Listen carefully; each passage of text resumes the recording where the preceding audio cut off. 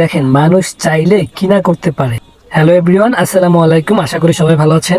কিছুদিন আগে ফেসবুকে একটি ভিডিও দেখছিলাম। ওই ভিডিওর মধ্যে ছিল দুইটা আপু গুলশানের ভিতরে একটি গাড়ি নিয়ে গাড়ির ব্যাগডোলাতে বিভিন্ন রকমের ইন্ডিয়ান চিপসগুলো দিয়ে তারা ঘরোয়া পদ্ধতিতে, যেমন মুরগির মাংস, পেঁয়াজ, ধনেপাতা, সয়া সস, টমেটোর সস, ম্যায়োনিজ এরকমের বিভিন্ন উপকরণ মিশিয়ে তারা চিপস মশলা তৈরি করে। ওই ভিডিওটি যখন ইন্টারনেটে ভাইরাল হয় তখন এই ছেলে ও এই মেয়েটি দেখে তারাও নিজেরা এই ব্যবসাটি শুরু করে।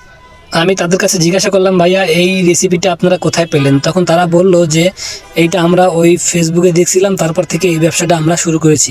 আমি বললাম, ভাইয়া এটা কেমন চলে? বলতেছে, আলহামদুলিল্লাহ ভাইয়া, অনেক ভালো চলতেছে। তাদের নাকি প্রতি দৈনিক এখান থেকে 1 থেকে 1,500 টাকা ইনকাম হইতেছে। সব থেকে বেশি যে জিনিসটা আমার কাছে ভালো লাগছে যে এই ভাইয়া ও আপুটার মুখে এত পরিমাণ হাসি, যা বলার বাহিরে।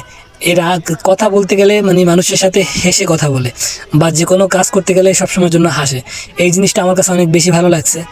আর চিপসগুলো তো এমনি টেস্টি ও লোভনীয়, তার সাথে যদি আরও বিভিন্ন রকমের মশলা অ্যাড হয় তাহলে তো আপনারা জানেন, বুঝতে পারতেছেন কী রকমের মজার স্বাদ হতে পারে। তো এই ভিডিওটি কিন্তু আরও একটি শিক্ষামূলক ভিডিও। যেমন আপনারা যারা বেকার আছেন, কোনো কাজ কাম খুঁজে পাচ্ছেন না, বিভিন্ন মার্কেট বা বিভিন্ন পার্কের সামনে কিন্তু এই রকমের ছোটোখাটো একটি বিজনেস করতে পারেন। এই বিজনেসের মধ্যে কিন্তু ওই রকমের কোনো ইনভেস্ট নাই, আপনারা অল্পতে শুরু করতে পারেন। যেমন ঘরোয়াভাবে এই রকমের কিছু উপাদান তৈরি করে নিয়ে আসবেন ও যে কোনো দোকান থেকে অল্প অল্প কিছু করে চিপস আনবেন আর বিক্রি করবেন। বর্তমানের এই অনলাইনের জগতে কেউ কিন্তু বেকার থাকার কথা না।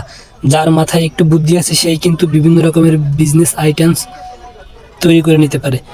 এমনকি যারা এই ধরনের ব্যবসা করতে চান, হয়তো ম্যায়োনিজ বানাতে পারেন না, বিভিন্ন রকমের অনেক কিছু বানাতে পারেন না, তারা কিন্তু ইউটিউব থেকে শিখে নিতে পারে। ভিডিওটি রাতের অন্ধকারে করা, তার জন্য ক্লিয়ার আসে না, এমনকি ভিডিওর গ্রাফিক্সটা সুন্দর আসে না।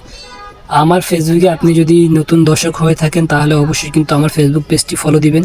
ইউটিউবে নতুন হয়ে থাকলে অবশ্যই সাবস্ক্রাইব করে বেল বাটনটি অ্যাল করে দিবেন। তো যারা অলরেডি করে দিয়েছেন তাদের সবাইকে আমার অন্তরের অন্তরস্থল থেকে শুভেচ্ছা ও অভিনন্দন।